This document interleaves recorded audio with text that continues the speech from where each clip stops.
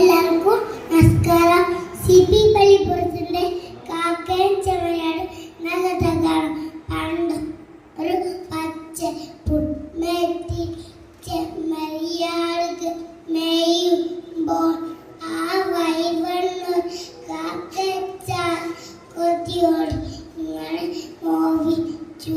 ഇവയിൽ നിന്ന് കുഞ്ഞാട് ഇവരെ ചത്തി കന്നെങ്കിൽ മൂക്കറ്റോ ഞാൻ തിന്നെ കൊത്തി കൊത്തി തിന്നെ കാക്കയെ തന്നു ഒവിക്കെ കഴിക്കണ പാലെത്തി കൂട്ടുകാടിന് രാജിട്ട് പാല് മറിഞ്ഞു ദൂരേക്ക്.